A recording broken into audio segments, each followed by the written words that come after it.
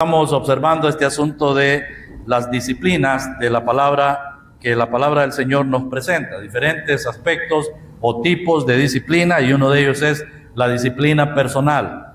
En segundo lugar, la disciplina familiar, en el hogar. En tercer lugar, la disciplina gubernamental, la disciplina que Dios ha establecido en los gobiernos en el mundo entero.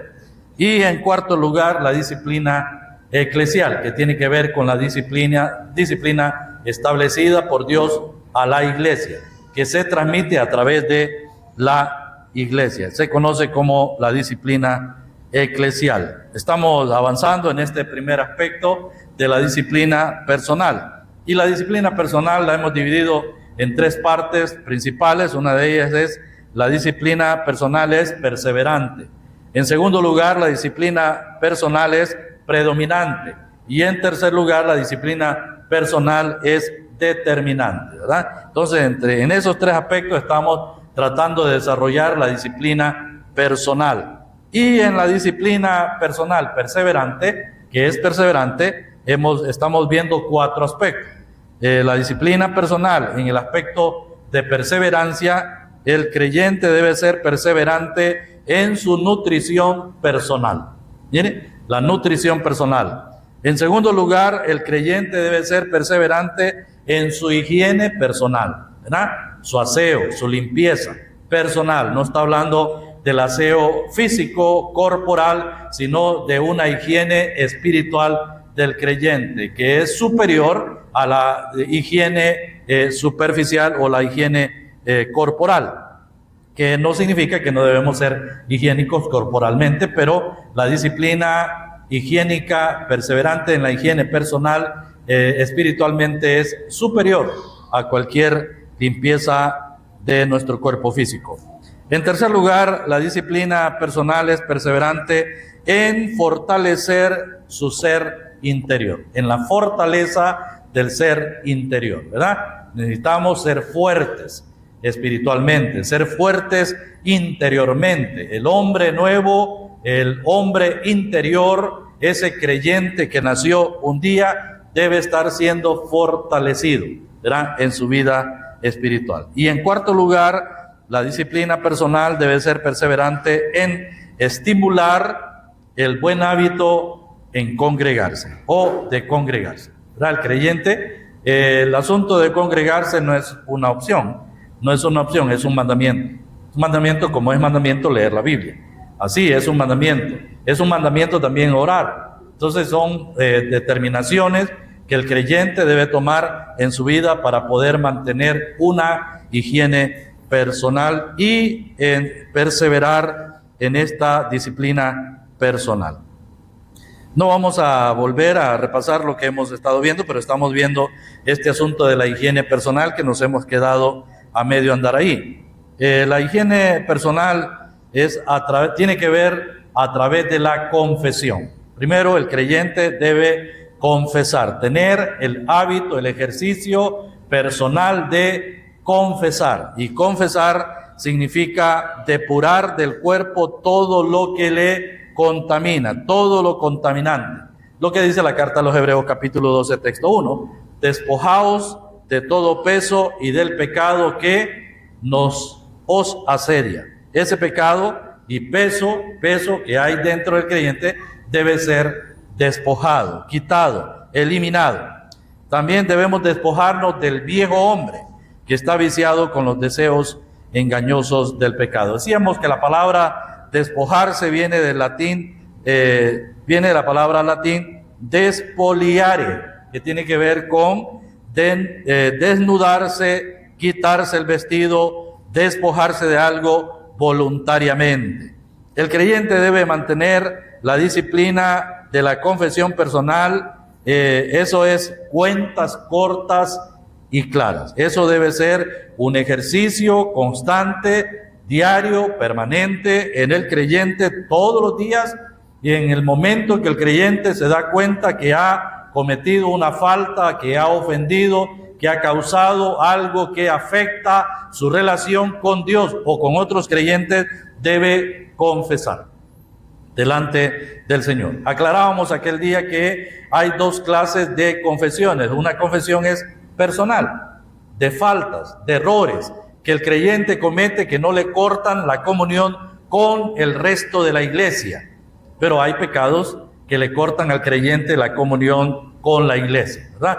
Y ese debe ser no solamente confesado delante de Dios personalmente, sino que debe ser confesado públicamente y acarrear a través de eso algún grado o alguna parte de disciplina impuesta por el Señor a través de la iglesia, ¿verdad? Muy bien.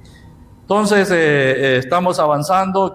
Estuvimos viendo Levítico 5:5. Dice, cuando pecare alguno en todas estas cosas, confesará aquello en que pecó. No nos detenemos ahí porque quiero avanzar. Quiero ver pasos que nos permiten mantener una buena higiene personal con la iglesia. Pasos que nos permiten mantener una buena higiene personal con la iglesia.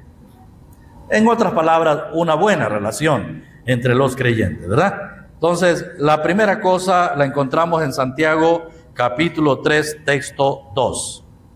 En Santiago, capítulo 3, verso 2. No decimos que Santiago sea la carta del apóstol Santiago, porque Santiago no figuró entre los 12 apóstoles. Este Santiago era conocido como el medio hermano del Señor, que se llamaba Jacob. El Señor tenía, por lo menos son mencionados 4 hermanos, que estaba Jacob, José, Simón, Judas, que no era Judas Iscariote tampoco. Este Jacobo era Santiago, y en la transliteración del cambio de nombre de Jacob fue cambiándose a Santiago, ¿verdad? Entonces, esta carta de Santiago no fue escrita por uno de los apóstoles, sino por el medio hermano del Señor Jesucristo. Al igual que la carta a Judas también. Judas no fue escrita por el apóstol Judas, sino por el medio hermano del Señor Jesucristo, convertidos al Evangelio después de la resurrección del Señor Jesucristo. Santiago capítulo 3. Santiago capítulo 3, verso 1 y 2. Dice, hermanos míos, no os hagáis maestros muchos de vosotros, sabiendo que recibiremos mayor condenación. Porque todos ofendemos muchas veces. Si alguno no ofende en palabra, este es varón perfecto, capaz también de refrenar todo el cuerpo. Quiere el Señor añadir bendición a nuestras vidas con su palabra leída. Bueno, la primera cosa que encontramos aquí en esta cita de este versículo, hermanos, que Santiago nos está enrostrando, enseñando aquí, es que tenemos que ser conscientes de que todos padecemos del mismo mal. Mire, debemos o tenemos que ser conscientes. Primer paso a una higiene personal. Tenemos que ser conscientes de que todos padecemos del mismo mal. ¿Cuál es el mal que todos padecemos aquí? Y lo dice la palabra del Señor. Este énfasis imperativo que sale aquí es como decir, por tanto, como el pecado entró en el mundo por un hombre y por el pecado la muerte, así la muerte pasó a todos los hombres, por cuanto todos pecaron. El mismo sentido. Y el mismo sentido aquí dice, hermano, no nos hagamos maestros muchos de nosotros o de vosotros mismos, sabiendo que recibiremos mayor condenación. ¿Por qué? Porque todos ofendemos algunas veces, ¿verdad? ¿Ah? ¿Cómo dice su Biblia? Muchas veces. ¿Verdad que sabemos ese versículo? Lo sabemos desde hace mucho tiempo, pero hermanos, debemos volver a concientizarnos. Usted y yo necesitamos entrar en esta conciencia. Y la concientización es, todos ofendemos muchas veces. Usted ofende, yo también ofendo. No estamos fuera de este ámbito. Nos ofendemos, hermano. Nos ofendemos conscientemente e inconscientemente. Muchas veces hay intención en ofensa, pero otras veces no hay intención en ofensa. Se ofendió sin darse cuenta. Se cometió una arbitrariedad sin haber la intención de hacerlo, pero fue ofensa. Y hay alguien que está retorciéndose, está molesto, está angustiado, está mal porque se sintió ofendido. con intención o sin intención. Pero todos ofendemos. Si me salgo de este rol, si me salgo de este círculo, entonces, hermanos, soy una persona presuntuosa. Mire, me convierto en un presuntuoso. ¿Por qué? Porque dice que todos ofendemos muchas veces. Si alguno no ofende en palabra, este es varón perfecto, capaz también de refrenar todo su cuerpo. Cuando yo leo este texto, hermanos, me doy cuenta que frágiles somos. Qué fácilmente nosotros podemos ofender, pero qué fácilmente también nos ofendemos. Fácil.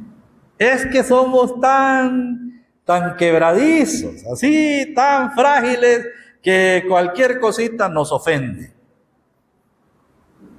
Bueno, eso es punto a favor. Yo soy la víctima, me he ofendido,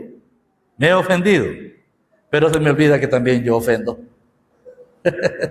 Se me olvida que yo también hago lo mismo. Cuando yo estoy de víctima, entonces estoy diciendo, ellos me han ofendido, él me ofende. Yo no ofendo. Yo no hago eso. Mire, eso que él ha hecho, yo no soy capaz de hacerlo. Olvídelo. Esa es la peor mentira que está cometiendo. Es la peor presunción. Yo ofendo y debo ser consciente. Y no debo decir ofendo con soberbia, sino que ofendo y me da pesar por ser un ofensor. Pero es la primera cosa que debemos, el primer paso a la higiene. Yo debo admitir que soy una persona que ofendo, que cometo errores, que cometo faltas, que todavía no soy perfecto. No soy perfecto. Mire, me equivoco un montón de veces. Yo me equivoco. Procuro no equivocarme, pero me equivoco. ¿Usted ya no es de esos? Usted ya no. No, usted también. Usted se equivoca. Y por eso aquí dice que el que no ofende en palabra es el varón perfecto. ¿Sabe quién es ese personaje? ¿Sabe usted quién es ese personaje que no ofende en palabra? Solo existe una persona en el mundo que estuvo aquí en el mundo, el Señor Jesucristo. Él sí, es el único que puede llevarse ese calificativo de varón perfecto. No ofende en palabra. Nosotros sí. La primera cosa que nos pone en el lugar que debemos estar, nos ofendemos, ¿verdad? Segunda cosa que el segundo paso que nos permite a mantener una buena higiene. Segundo paso, debemos ser transparentes y honestos. Mire, debemos ser transparentes y honestos. Proverbios capítulo 28, texto 13. ¿Alguien sabe este versículo de memoria? Proverbios 28, 13.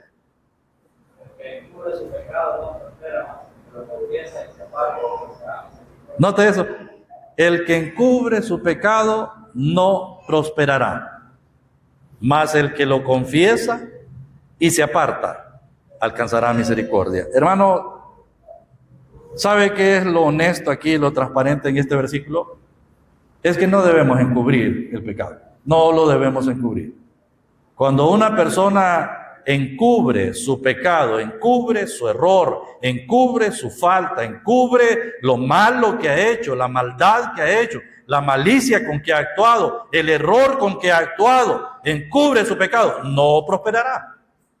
Dios lo ve, Él lo sabe. Cuando algún creyente entra en disputa, en diferencia, en sentirse mal contra otro creyente, está acusando al otro, pero está encubriendo algo. Él está encubriendo algo. No pueden haber dos que peleen si no estuvieran dispuestos a pelear. No hay guerra si dos no estuvieran dispuestos a pelear. Entonces hay tanto mal en el uno como en el otro. Debemos ser honestos. El que encubre su pecado no prosperará. Si usted es transparente, si yo soy transparente, si soy honesto y admito mi error, admito que fallé, admito que he pecado, admito que he ofendido, lo admito. Y aunque no se hubiera sido consciente de eso, pero lo admito ahora que he sido descubierto, ahora que se me ha puesto delante y me ha dicho, mire, usted dijo esto, usted actuó de esta manera, yo debo estar dispuesto a ser honesto. Es decir, mire, perdónenme, en realidad, no fue mi intención, pero me da pesar que esto haya ocurrido así. Pero ocurrió. Ya nadie puede llorar sobre la leche derramada. Y no se puede recoger. Una vez que la leche se derramó, ya no se puede recoger. Pero se puede reparar el daño. Siendo honesto. Yo lo admito. Mire, yo le aseguro, hay quien le cuesta admitir. Hay quien le cuesta admitir que está equivocado. Hay quien no acepta sus errores. Hay quien siempre dice, este macho es mi mula, y aunque sea macho. Y no quiere bajarse de allí. Únicamente porque no es honesto. Y no es transparente. Bueno, segundo paso. Tercer paso a mantener una higiene personal con la iglesia. Debemos confrontar el problema con él o los hermanos. Santiago capítulo 5, texto 16. Santiago capítulo 5 y versículo 16.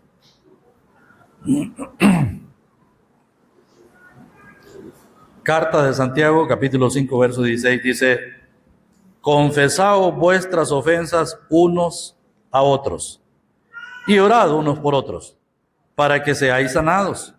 La oración eficaz del justo puede mucho. La oración eficaz del justo en el contexto. Aquí hay una oración en el contexto. ¿Cuál contexto? De un problema. Es que aquí hay un problema. Y ahora que hay un problema aquí, estos van a orar, pero van a orar una vez que el problema ha sido solucionado. Y cuando se soluciona el problema, cuando la ofensa ha sido confesada y perdonada, entonces la oración es eficaz del justo. Y esa oración puede mucho. Entonces aquí el concepto es, hermanos, debemos confrontar el problema. ¿Cómo confrontarlo? Bueno, confesaos vuestras ofensas unos a otros. No hay otro camino. No hay otra forma. La solución del problema está aquí. Mire, cerquita, a un paso. Está cerquita, a un paso. La confesión. La confesión. La confesión unos a otros. Usted me ofendió. Usted me ofendió. Quiero que nos arreglemos y usted admita. Y el que ofendió dice: sí, hermano, estoy de acuerdo, lo ofendí, perdóneme. Bueno, está bien, ya lo perdono. ¿Es así? No, hermano. Yo lo perdono y lo perdono en el nombre del Señor, porque yo también colaboré en esto. Yo contribuí en esto. Y quiero que tengamos armonía, que tengamos paz y olvidemos esto. Echémoslo al cesto de la basura. Sepultémoslo y no lo volvamos a sacar. Confesaos vuestras ofensas unos a otros y orad unos por otros para que seáis sanados. La sanidad del alma. Sanidad del alma. ¿En qué consiste? Mire, yo le aseguro, hermano, que hay creyente que vive enfermo,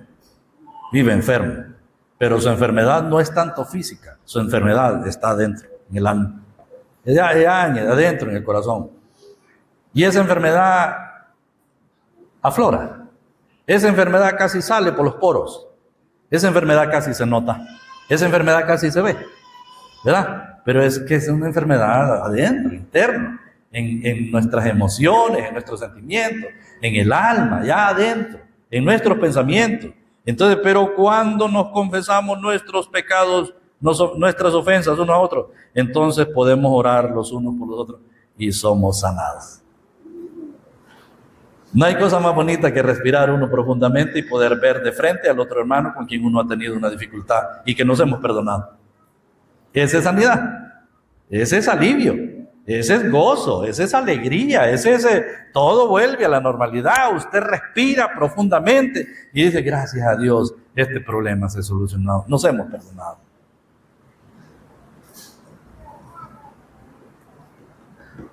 Bueno, hay que confrontar el problema con el hermano o los hermanos, si es que son varios involucrados en eso. Confesar sus ofensas. Número 4. Debemos seguir el proceso establecido por el Señor. Hay que seguir el proceso establecido por el Señor. Mateo 18, verso 15.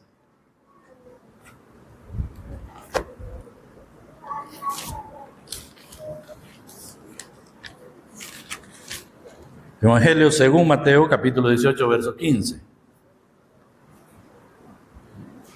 Dice, por tanto, si tu hermano peca contra ti, ve y repréndele estando tú y él solo. Note que aquí los términos son singulares. Esta es una disciplina personal. Es una disciplina personal y tiene que ver con la higiene personal. Por tanto, si tu hermano peca contra ti, contra usted, contra mí, contra ti, ve y repréndele estando tú y él solos. Si te oyere, has ganado a tu hermano. ¿Quién lo está diciendo? ¿Quién dice eso? Si le hacemos la pregunta a este texto, ¿quién dijo esto? ¿Quién diría esto, Arielito? El Señor. El Señor dijo esto. Por tanto, si tu hermano peca contra ti, ¿podemos pecar? Sí. Usted puede pecar contra mí, yo puedo pecar contra usted. Por cosas que dije, que hice, y las ofensas, y cuántas cosas. Entonces, ese se considera un pecado. Si tu hermano peca contra ti, hay hay una área enorme en la que podemos entrar en pecado los unos con los otros. Si tu hermano peca contra ti, ¿cuál es el procedimiento que el Señor estableció? Y este es el orden doctrinal. Aquí está la raíz, está el comienzo, el inicio de toda esta doctrina del perdón, del arreglo de los creyentes, que tiene base en las cartas doctrinales. Si tu hermano peca contra ti, ve y repréndele, estando tú y él solo. Hermano, ¿se hace esto? ¿Se sigue este proceso? Normalmente no. Normalmente este proceso no se sigue. Normalmente la persona que ha sido ofendida, que ha sido perjudicada, que ha sido dañada, ¿verdad? Por algo que otro hizo, esta persona, en lugar de ir, porque está ahí cerquita, mire, no tiene que dar vuelta, tiene que irse aquí nomás, ahí directo a la persona, llamarlo, hablarle, y decirle, mire hermano, venga, qué tan fácil es decir, hermano, venga, quiero hablar con usted un poquito, ¿verdad? A dar la vuelta y comenzar a hablar con otros hermanos, con otras personas, y a decirle, mire lo que el hermano me hizo, mire cómo. Y por último, el hermano que cometió la infracción ahora viene a darse cuenta, pero va dando vuelta, y el último que va a llevarle la noticia a él, ahora le ha puesto un montón de cosas que ya no es lo que realmente ocurrió. Porque los seres humanos somos así. No se sigue el procedimiento. Mire, hay creyente que puede estar sufriendo por tanto tiempo y contaminando a otros creyentes en lugar de ir al que le ofendió. Este es el procedimiento. ¿Usted está de acuerdo conmigo? Y la disciplina personal es esta. Si yo le ofendí, usted tiene que venir a mí. Y eso ya lo vamos a ver. Tiene que venir a mí. Y si usted me ofendió, yo no tengo que ir a otra persona. Debo ir a usted. Debo ir a usted para que nos arreglemos. Solos. Ahí solitos, nadie más. Pero el Señor está en el centro, porque el versículo 20 dice, porque donde están 2 o 3 congregados en mi nombre, allí estoy yo en medio de ellos. Mire, ¿quién es el primer interesado para que este problema se arregle? El Señor. ¿Quién está en medio para que se solucione este problema? El Señor. Él. Ve y estando tú y él solos. Si te oyere, has ganado a tu hermano. Si te oyere, si admitiere, si reconociere, si fuere honesto, él, si te oyere, has ganado a tu hermano. Se arreglaron y allí terminó eso. No se menciona más el asunto. No se menciona. Pero, ¿qué sucede? Hay otro paso más. Mas si no te oyere, texto 16, toma aún contigo a 1 o 2, para que en boca de 2 o 3 testigos conste toda palabra. Es el siguiente paso. no quiso oírlo, no quiso admitir, no quiso reconocer. Entonces ahora él vuelve donde este hermano y va donde él con uno o dos testigos, dos hermanos más, un hermano más o dos testigos van donde él, y ahora pues los testigos van a escuchar cómo este hermano va a enfrentar a este hermano y decirle: hermano, vengo a que arreglemos, que nos pongamos de acuerdo, ¿verdad? Sobre lo que ya le planteé el día. Y él dice: no, yo no voy a arreglar, yo no admito eso, yo no lo he cometido. Entonces se va al siguiente paso, y el siguiente paso dice el texto 17: si no los oyere a ellos, dilo a la iglesia. Y si no oyere a la iglesia, tenle por gentil y publicano. ¿Qué quiere decir? El último proceso en este asunto es llevar este caso a la iglesia. Y la iglesia, en representación, ahí con sus ancianos, van a oír el caso, van a discernir el caso, van a juzgar el caso y van a llamar a este hermano a reconocer su situación.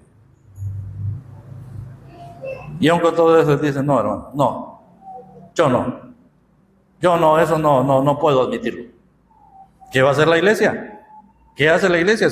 Y el Señor lo está diciendo aquí: tenle por gentil y publicano. Eso equivalía a una persona incrédula, a un incrédulo.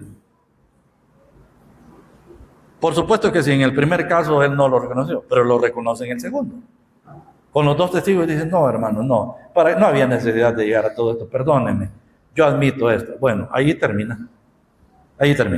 En el tercer caso viene a la iglesia, y ahora pues ya este asunto en la iglesia, él también llega al punto de quebrantarse, se quebranta y dice: ay, hermano, reconozco esto, perdóneme, he sido soberbio llegando hasta este punto, perdóneme, admito esto.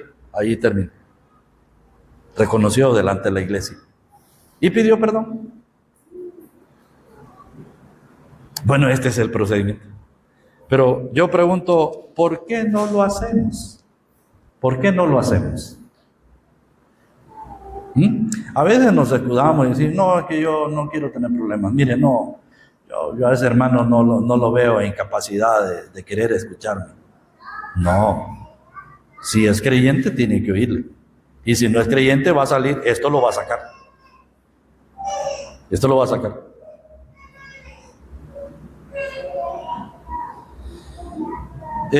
¿Cuánto tiempo debe de durar para enfrentar esta situación? ¿Cuánto tiempo? Bueno, debemos arreglar prontamente. Eso está en Mateo capítulo 5, texto 23. Mateo 5, 23.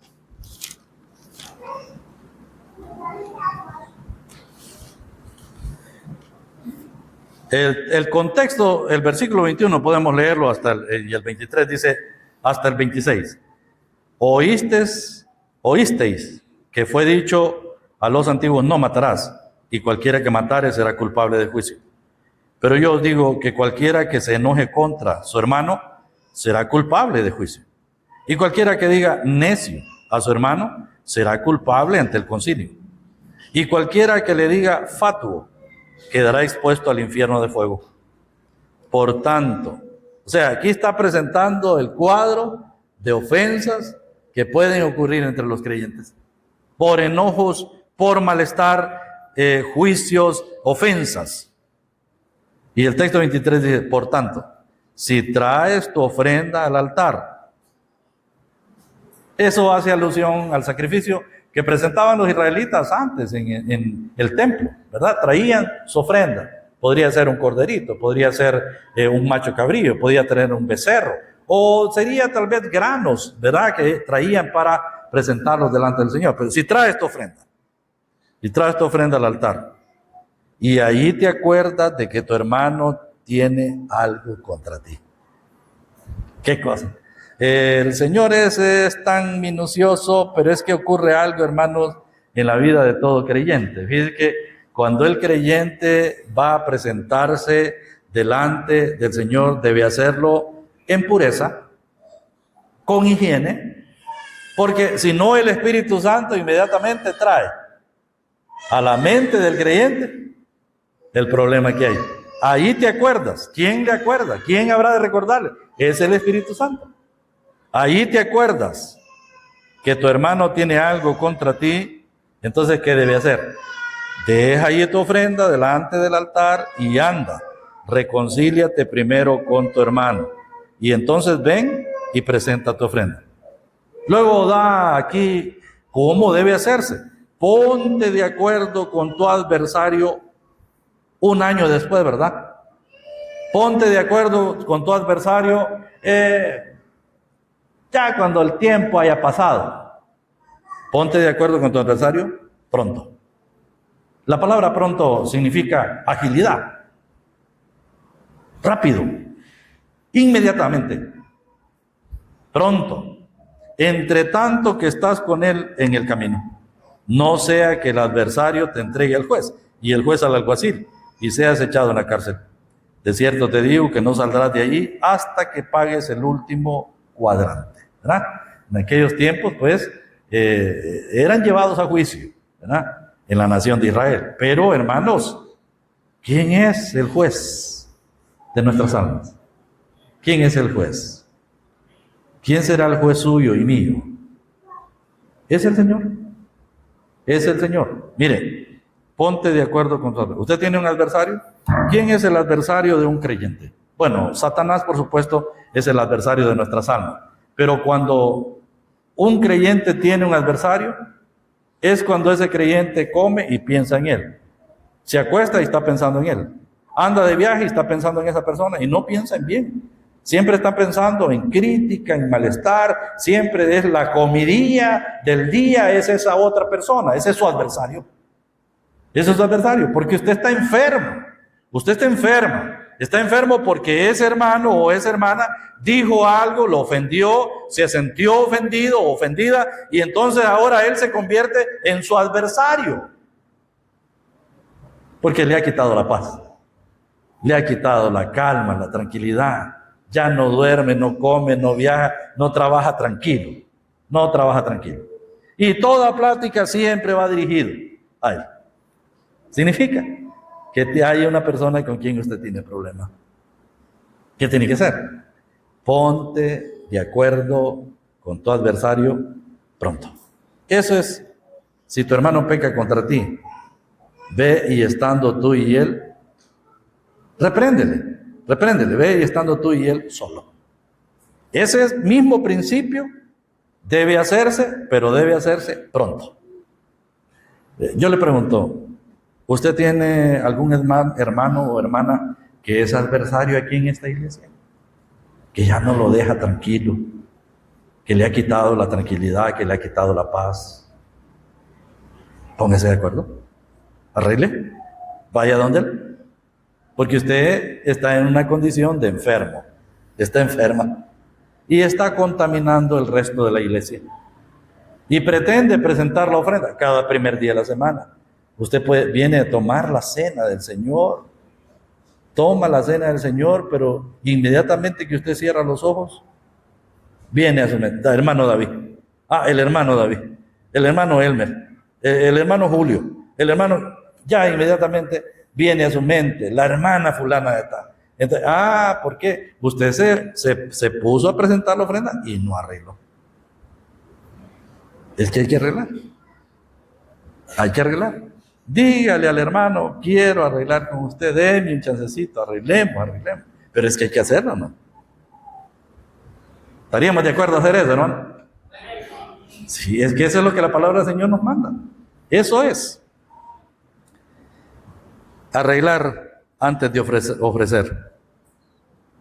Y el otro paso que tenemos, hermano, es que hay que trabajar en la madurez de nuestro carácter. Miren, hay que trabajar en la madurez de nuestro carácter. Efesios capítulo 4, texto 31. Y aquí yo no estoy mencionando a nadie en particular. Estamos todos metidos en este asunto. Usted y yo necesitamos esto. Usted y yo necesitamos esto. Efesios capítulo 4, texto 31.